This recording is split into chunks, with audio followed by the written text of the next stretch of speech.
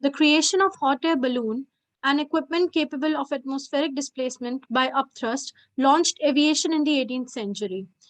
Controlled gliding flight in 1896 was one of the most significant advances in aviation technology, and the Wright brothers' building of the first powered airplane in the early 1900s was a huge stride forward. Since then, the introduction of jet has transformed aviation, allowing it to become a key mode of transportation all over the world. We, the students of IMI, are going to present a strategic analysis of airlines industry. We're going to talk about the civil aviation industry, its market share, general industry analysis, POTUS 5 forces in detail, and focus on the business and corporate strategies adopted by organizations in the industry to emerge as a success. Next slide, please. During the previous 3 years, India's civil aviation industry has become one of the country's fastest expanding industries. India has surpassed the United Kingdom to become world's third largest domestic aviation market, with India predicted to overtake the UK as the world's third largest air passenger market by 2024. Due to COVID-19 related flight restrictions in financial year 21, domestic and international passengers traffic dropped. Under the automatic route, the government has permitted 100% FDI in scheduled air transport, regional air transport, and domestic scheduled passengers airline. Over 49% of the FDI, on the other hand, would require government permission. To boost India's campaign against COVID-19, the government launched the Lifeline Udan planes in April 2020 to ferry crucial medical goods to remote sections of the country. Approximately 600 flights flew over 5 lakh kilometers and hold over 1,000 tons of important cargo as a part of this program. The airline sector has a number of obstacles, including high operational expenses, regulatory frameworks, and a demanding clientele. Next slide, please. Pestle analysis is a strategic tool for firms to consider all external aspects and their operations. The political factors are governed by rigorous rules in most nations. This is mostly due to the dangers involved, which can result in deaths, accidents, or irreversible damage. A number of policies have been developed to better safeguard passengers than the aviation industry. The airline sector is usually harmed by insecurity or war circumstances that affect specific countries. This is a significant barrier because airlines will begin to lose customers in locations where security threats are high. The airline sector is heavily influenced by economic issues. The recent economic downturn pushed the travel market to its lowest position in history. Traveling in both economy and premium classes has decreased. In addition, airlines were under pressure to keep up with the rising cost of the fuel. Profitability was challenging due to these factors. In addition, airlines have had to deal with rising labor expectations from employees. All of these economic issues contributed to an upsurge in large airline company bankruptcy. As the customers of today have changed, airlines, like any other business, create social values. Airlines are forced to implement adjustments in order to meet evolving consumer needs. Passengers now prefer airlines that offer a variety of services at affordable prices. There has been a decrease in business class travel in recent years, which is a significant loss for the firms. People use Skype services or hold a conference call instead of traveling, which is another factor that harms the airline sector. The substantial usage of technology in the global airline sector demonstrates the relevance of technological considerations. Instead of forming a line or reserving manually, passengers now choose to use their mobile phones to access ticketing and checking in services. In order to attract more consumers, the aviation industry also runs social media advertising campaigns. Failure to technological knowledge can result in client loss. Furthermore, technological advancements have made airplanes lighter, resulting in increased speed and fuel efficiency. Increased technical improvements can help airlines make money by improving safety and services. Legal factors also play an important role in understanding the aviation industry's external environment. There are numerous rules governing air traffic and passenger safety and security. There are a slew of rules requiring airlines to provide safe travel as well as high quality services. Air crashes, as well as any other sort of damage or calamity, are held accountable by airlines. Several bills have been suggested to regulate how airlines treat their passengers. Environmental factors have the greatest impact on the airline sector than any other industry. Fuel is a significant industry expense, and airlines must invest more ecologically and should be eco-friendly and fuel-efficient aircraft. Climate change has an impact on the aviation industry as well as airlines are now compelled to follow green flying procedures in order to safeguard the environment. This process costs a lot of money, but airlines cannot afford to cut corners because even passengers are responsible for the carbon footprint. Now, Abhinav will take you forward. Thank you, Mahima. So I'll be doing the Porter's five forces analysis for the aviation industry in India. The threat of new entrants is quite low in the Indian airline industry. This is because the airline industry is so saturated that there is hardly any space for a newcomer even to squeeze its way in. The main concern for new entrants is the cost of entry due to the huge cost associated with buying and leasing aircrafts, safety and security measures, customer service, and manpower. Another major barrier to entry is the brand name of existing airlines, and it is really difficult to lure customers out of their existing brand of preference. Now, talking about the bargaining power of suppliers, the airline suppliers are mainly aircraft manufacturers, airports, fuel companies, and there isn't a lot of cutthroat competition among these suppliers. For example, if we talk about the suppliers of aircraft to airlines, there are only two major players in the world, namely Airbus and Boeing. Also, the likelihood of a supplier integrating vertically is low. All these factors lower the bargaining power of suppliers. Now coming to the bargaining power of buyers. Bargaining power of buyers is medium in the industry and is currently on the rise. The cost involved with switching between airlines is decreasing as customers nowadays have easy access to the internet and they can easily compare and buy air tickets online. In addition to this, with the emergence of budget airlines like SpiceJet, Indigo, and Air Deccan, more customers are preferring these budget airlines over some more expensive options. Now, talking about the threat of substitutes, availability of substitutes is almost non existent when talking about international travel, as airlines are the only way to travel internationally at high speed. For national airlines, the threat might be a little higher than international carriers, as passengers can use ground travel like train or bus as a substitute. But even then, air travel provides the best value in terms of savings. Last but not the least, talking about the competitive rivalry is high in the airline industry. There are more service providers than needed in both local as well as international markets, and these various airlines are competing for the same customers. The airlines are continually competing against each other in terms of prices, technology, in flight entertainment, customer services, etc. The highly competitive industries generally earn low returns because the cost of competition is very high. Now, Sarvjit will take the presentation forward. Thanks, Abhinav. To understand the industry even better, we have taken the example of Indigo. So basically, the company launched in 2004, which has around 55% of the market share in the Indian airline industry. So the growth strategy has been central to the corporate strategy of Interglobe Enterprises. So Indigo is part of a bigger group known as Interglobe Enterprises. So it has various subsidiaries in areas such as airline management, pilot training, aircraft, management, engineering. Basically, all these hint at that the corporate strategy follows a vertical integration they add, wherein they invest in companies which actually help add to the value chain. Next, we see that even other wings of Interglobe Enterprises, such as the Interglobe Technologies, help actually other subsidiaries in their data management and providing the tech infrastructure to the other companies. So recently, the group has even diversified a bit to enter closely related markets to airline. So markets such as hospitality has been entered by the group. They have opened various hotels in India and abroad.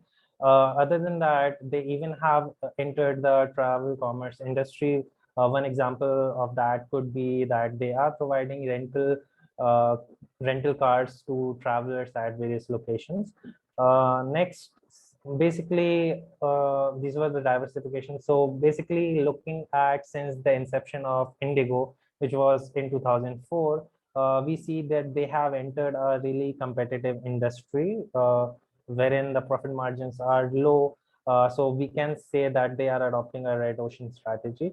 Next up, if analyzing the various interviews and the vision of the company, we see that the top management is trying.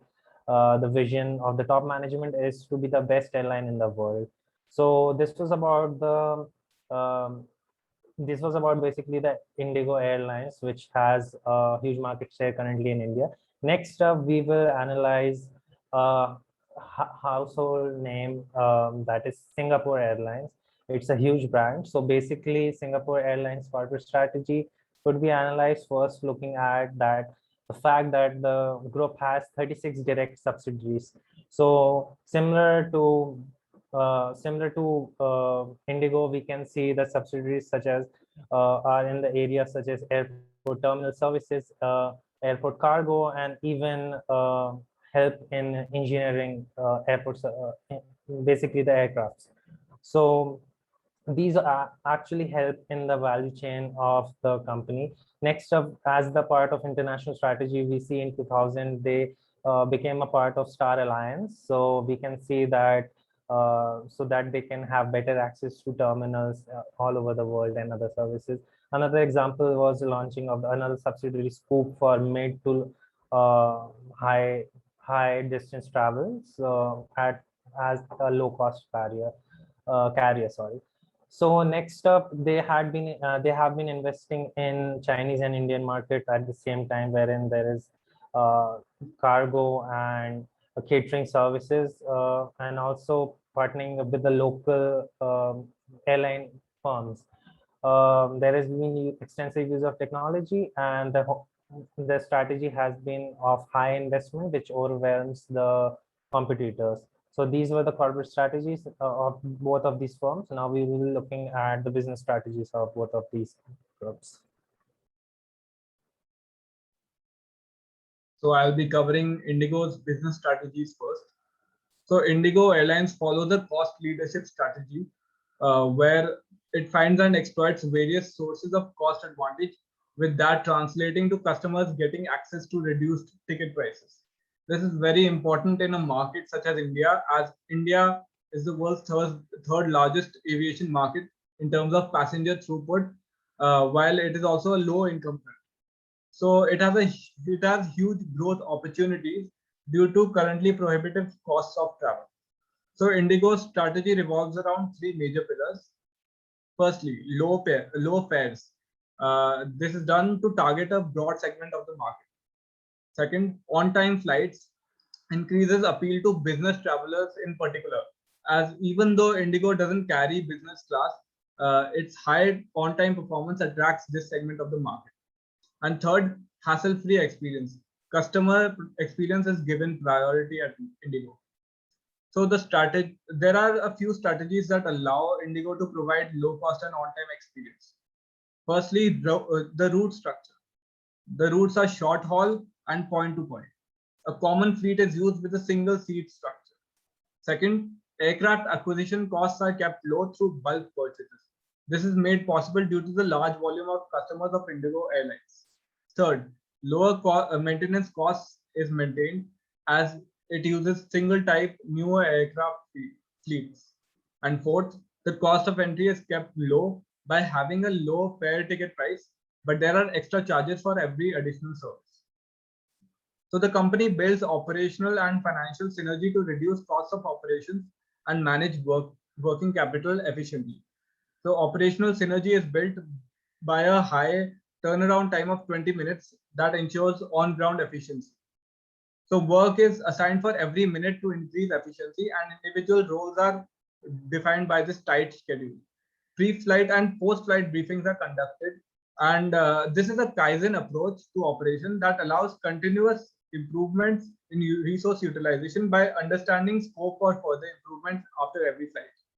And financial synergy is maintained by having policies and procedures to safeguard assets, prevent and detect frauds, and prepare timely and reliable financial reports. So these operational and financial synergies get reinforced by one another, leading to strategic fit. So even without any copyrights and patents to give it an advantage, Indigo still manages to be successful and profitable in a loss-making industry. Now we move to Singapore Airlines business strategy. So this airline follows a differentiation strategy by providing unique value prospects to consumers. So the value prospects come from two major sources. Firstly, innovation, customer experience. They have pioneered many in-flight experiential and entertainment innovations and strive to be best in class. So they introduced choices of meals, beverage, headphones, and many other choices in all their cabins for personal entertainment. So in recent years, they have further differentiated the brand experience through various in-flight perks. Singapore Airlines also ensures top-notch customer experience in other ways as well. It uses familiar flavors to make its passengers feel at home. They are specially created to reflect culinary influences of the region when it has flights. Second major aspect that differentiates Singapore Airlines is adoption of new technologies. So they regularly upgrade their aircraft fleet to newer and more fuel-efficient models. Also, they introduced the world's widest first and business class seats, which transform into flatbeds, a revolution at the time in 2007. In 2017, they even launched a suites cabin class, which for the first time promised a personal oasis within a private space exclusively on board the A380s. The strategy surrounds the latest aircraft that enhances cost efficiency in operations and allows the company to use these events for marketing purposes. Now we move on to the next slide.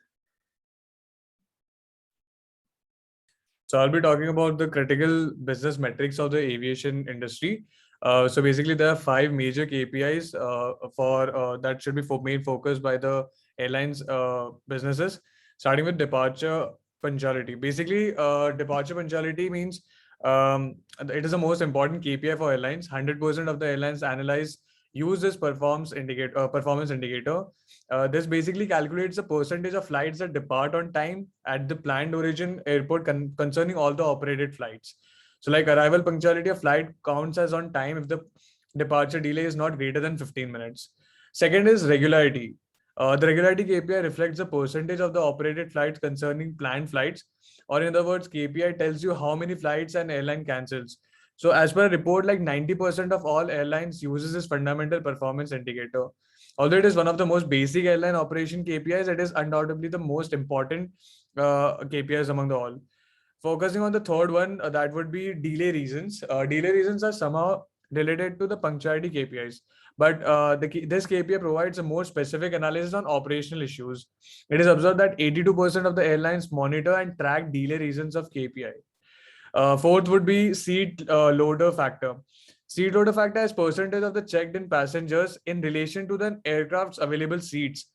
As per the research, it shows that 70% of all the airlines uses this key performance indicator, and the best part of this is that it is the only KPI that relates to a profitability performance, while all other KPIs of this list focuses on customer satisfaction. Fifth would be the arrival punctuality. Arrival punctuality is the percentage of flights that arrive on time on the planned destination airport concerning all the operated flights. Typically, the definition of on time contains a 15 minutes time window, and this can be maximum 15 minutes later as on time, which can be both in both directions, like it can be ahead as well as behind the schedule. Now, if we focus on the KPIs for financial management, there are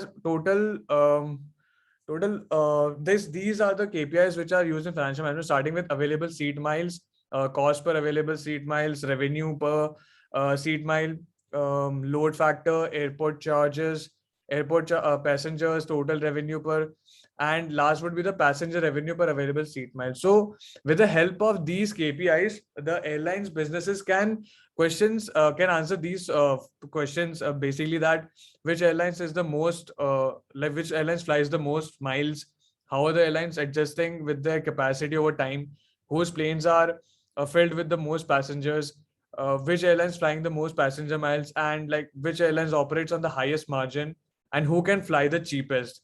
So basically, these are the KPIs which are very important for any business, any airline business to be focused on. And based on these KPIs, the organizations we have compared is Singapore Airlines and Indigo, which focuses on these airlines and have succeeded a lot. So thank you so much.